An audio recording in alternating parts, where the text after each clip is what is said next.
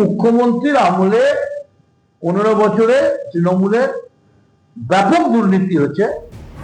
মমতা বন্দ্যোপাধ্যায়ের বিরুদ্ধে এবার বিস্ফোরক অভিযোগ করলেন তারই এক সময়ের সঙ্গী মদন মিত্র। প্রাক্তন মুখ্যমন্ত্রীর আমলে 15 বছর ধরে তৃণমূলে ব্যাপক দুর্নীতি হয়েছে বলে দাবি কামারহাটির বিধায়কের। পাশাপাশি মদন মিত্রের অভিযোগ, মমতা বন্দ্যোপাধ্যায় নাকি চেষ্টাও করেননি দুর্নীতি প্রতিরোধ করতে। বিখ্যাত চোরেরা মমতার ডান দিক বাম দিকে থাকতো অভিযোগ করেন মদন।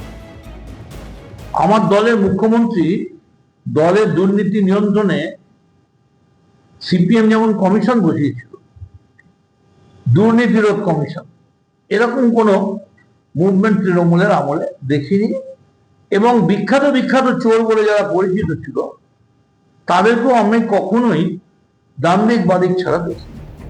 রাজ্যে পালাবদলের পরেই মমতা অভিষেকের রক্তচক্ষুর হাত থেকে মুক্তি পেতে ঋতব্রত শিবিরে ভিড় জমিয়েছেন তৃণমূল বিধায়কেরা। পরিস্থিতি এমন পর্যায়ে পৌঁছেছে যে ভেঙে খান অবস্থা মমতা তৃণমূলের।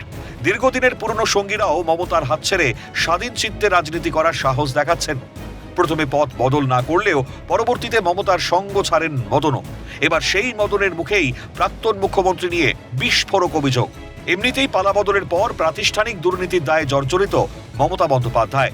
তার দলের দুর্নীতিগ্রস্ত নেতাদের দেখলেই চলছে ডিম থেরাপি। চোর স্লোগানও শুনতে হচ্ছে তাদের। অনেক নেতাই দুর্নীতির দায়ে জেলে। তবে এই দুর্নীতি যে কিছুই নয়, অর্থাৎ যা প্রকাশ্যে এসেছে তা যে হিম ও শৈলের চূড়া মাত্র, তা জানিয়ে দেন মদন মিত্র। সেটাও আমি জানি না উনি জেনে শুনে করতেন, ইচ্ছে করে করতেন, ভালো লাগতো বলে করতেন, বা ভুল বুঝে করতেন, না বুঝে করতেন।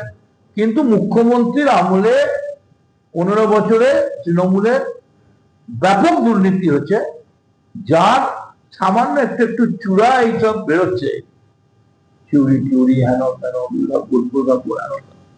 Small cases. মমতার একদা ছায়াসঙ্গীর কথাতেই স্পষ্ট, প্রাক্তন মুখ্যমন্ত্রীর বদান্যতায় ব্যাপক হারে দুর্নীতি হয়েছে বঙ্গে। আর এখানেই প্রশ্ন প্রাক্তন মুখ্যমন্ত্রীর প্রতি, মাননীয়া যখন সব জানতেন ব্যবস্থা নেননি কেন?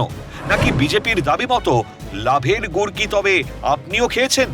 সেই আসক্তির কারণে দুর্নীতির গ্রাসে রাজ্যটা ডুবতে বসলেও আপনি ভ্রুক্ষেপ করেননি। এখন তো পালিয়ে যাবার পথ নেই মাননীয়া, উত্তর তো রাজ্যবাসীকে দিতেই হবে। ক্যালকাটা নিউজ।